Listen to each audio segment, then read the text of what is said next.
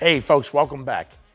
Andrew Kramer, Public Information Officer of the great city of Atlantic City, is with us today. Andrew, welcome to the show. Hey Mike, thanks for having me. Can we say great day? Great day, man. Right. Great day, absolutely 100% a great day. Listen, as I always say, busy day is a great day, and what we got going on here today, I think we may need an hour and a half to get this show done. Before we go into it, Andrew has been a guest on my radio show many, many times, at least once a week through the last year or so, and we put out this great information to the city, and you do a wonderful job. But what we want to do here for our viewers is let them get to know you just a little bit, Andrew, what you do, your passion, school, maybe even university as well. Yeah, absolutely, and I appreciate you, Mike, having me on the show today and having me on your radio show pretty much weekly. Like you said, there's so much going on in the city, which I know we're going to talk about today. But a little bit about me. I am a Philly guy, born and raised in the Philly suburbs. I did go to Penn State University, Nittany Lion, go Nits, we are. And then I did live in Philadelphia for most of my professional career after college. I was a reporter, actually, for KYW News Radio. Kind of did all sorts of different things for KYW, but reporting was the hat I think I wore most often, and it's what my passion was. But several years ago, I felt like I needed something a little different. I still love the reporting aspect, but like I said, I'm a Jersey Shore guy at heart, and I wanted to come down to this area. Atlantic City was kind of my dream to come down and work at, but I knew at the time they had just hired a public information officer, which is what I was looking at, so I wasn't sure if that was going to be an option or not. But lo and behold, I found the job opening, interviewed with Mayor Small. It went really well, and I have not looked back since. Listen, you must have did a great job, because Mayor Small, one thing he knows about public information, marketing, and promoting, whatever it may be. So, that's awesome. Phillies, Flyers, Sixers, Eagles. 4 for 4, all of them. Eagles probably most. Got it. Followed by Phillies, and it used to be Sixers, but they're kind of annoying me a little bit lately. But now 4 for 4 guy, but definitely Birds. This is same first here. And foremost. Same here.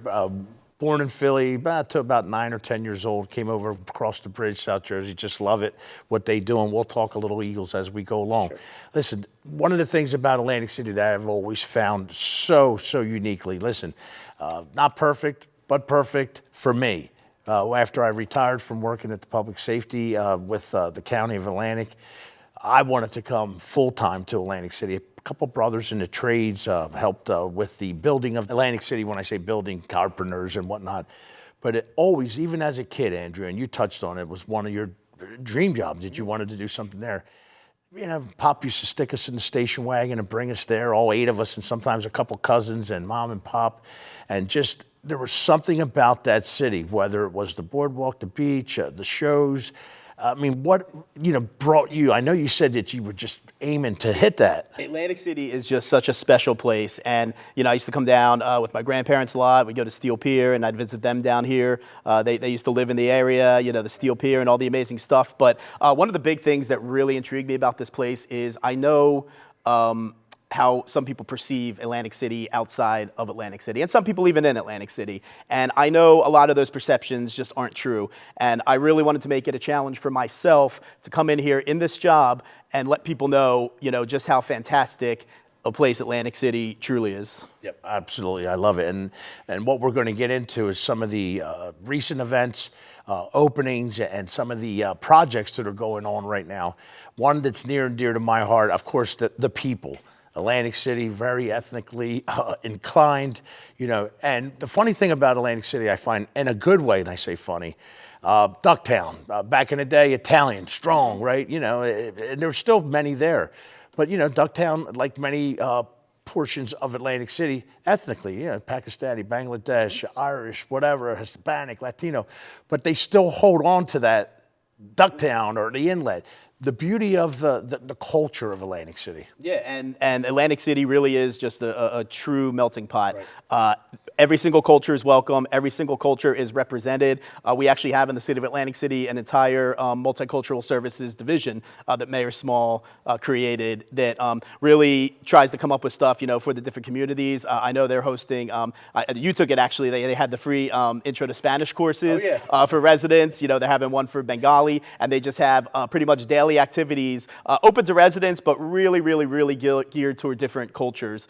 They work with doing a food box giveaways every week with the Bangladesh community. So just a really big melting pot in Atlantic City, and another thing I just love about being there. Yeah, absolutely. Listen, it was fun taking that class. You would think the name that ends with a Z that I would be down with my Spanish, but I was getting a little better, and thanks to Mimi. And you want to do the rest of the interview in Spanish? How advanced are you? Not that advanced. Fair enough. We'll chop it up there. We'd probably get in trouble saying some things in Spanish. And so, listen, moving forward now, again, one of the great places of Atlantic City, the Inlet.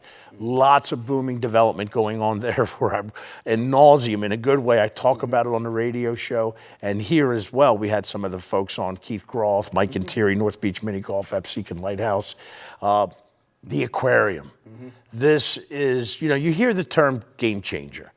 And I say that it gets used way too much. But this, I say, is a game changer for the Inlet, for the city of Atlantic City, for so many different reasons besides the folks, the kids. But I'm talk about that new grand opening of that wonderful. And you kind of nailed it. Every single business, every single casino in Atlantic City is going to benefit from this aquarium. It's another thing that's going to bring people to Atlantic City, and while they're visiting the aquarium, they're going to go out to eat. They're going to go see a show. But yeah, really the Inlet neighborhood in particular, one of the most fascinating neighborhoods too, by the way, the Inlet section. I'm astonished by why there's not more development, but I know we're changing that. And to answer your question, the Atlantic City Aquarium, since it's reopening on March 24th, there's been lines at the door on weekends, people dying to get in, and we're still building and we're still adding to it. One of the things coming early this summer on the second floor is going to be interactive touch tanks where people will actually go and be able to touch these stingrays up there, which is going to be awesome. Some people were asking, you guys reopened, why wasn't that ready?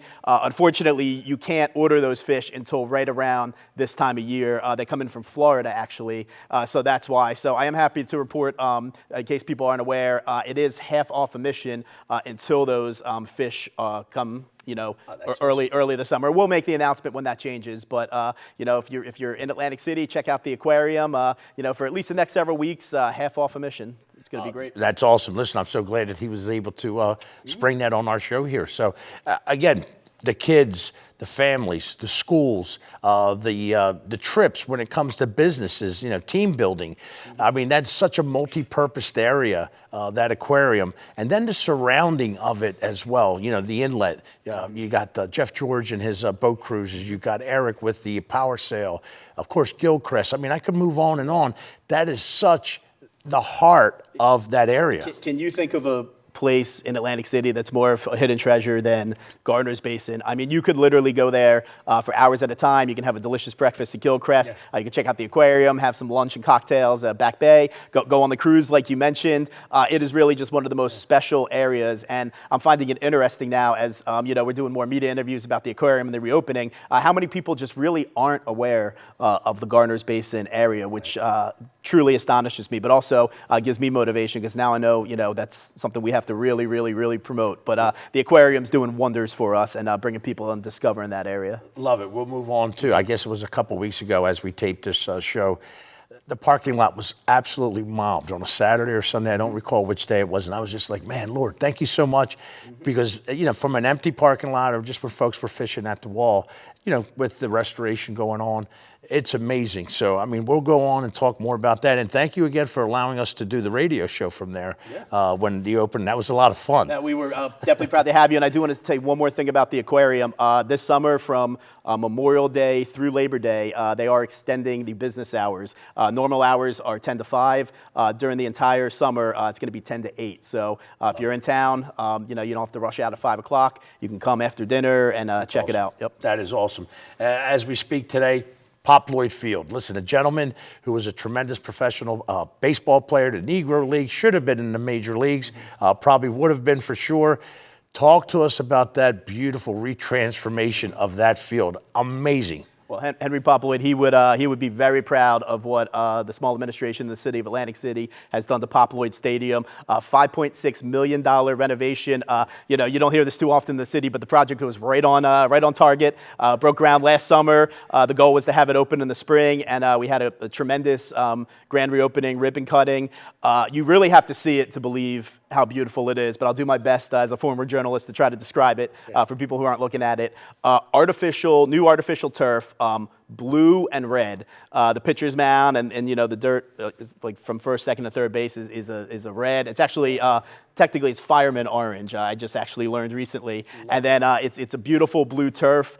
It's not just a baseball field either anymore. It's definitely going to be primarily a baseball field, but it's now a multi-sport complex. You could play soccer there. You could play. We're going to have flag football there, lacrosse, field hockey. Our recreation division is running the entire thing and in charge of scheduling. So new lockers, new dugouts, new restrooms. Just another thing, you know, the residents of Atlantic City, in particular residents up in the West Side area and the Venice Park area, something they truly deserve and are going to get great use, and it's going to be something else to keep the youth busy. We're going to organize a lot of stuff, you know, keeping them off the streets, keeping them on the field, keeping them active. That's what our recreation departments do. And that's what you guys, your administration does, the seniors, the kids. I mean, you do everything and anything possibly for them. Listen, I'm going to put you on the spot here, too. I know there's going to be great Wi-Fi there, too. Maybe a ACMike radio show remote from the media section or whatever. We would love to have you. And one thing I forgot to mention was the new state-of-the-art sound system. We were actually testing it out at the grand reopening, and we had it about half turned up. We were able to take the microphone all the way out to the outfield and just talking it normally, and you can hear it, and that's just at half blast. So state-of-the-art sound system as well. Beautiful, beautiful, beautiful field. I really encourage people to go check it out. Love it. There, folks, that's Pop Lloyd Field. Listen, we have a few minutes here. Paving going on in the city. Listen, something that's not just this administration. I could go back 6 of them and people talking about that. It's happening. You know, I've got to ride my bike quite a bit. Always have, not just on the boardwalk, but throughout the city. Love going from Maine to Tennessee.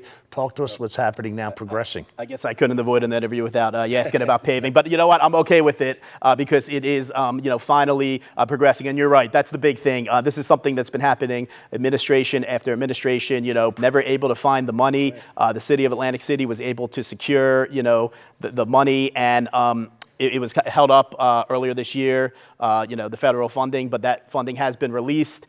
And, we're just waiting now approval from the state to put it out to bid. And as soon as it goes out to bid, knock on wood, this is wood, right? Yeah. This summer, we should have freshly paved roads. And people, we had a press conference announcing, the funding was released, and right after, an hour later, people were like, "How come you're not out there, paving right now if it's released?" That's not how it works, and people understand that, and we understand their frustrations. But the money's released. We're looking forward to putting it out to bid.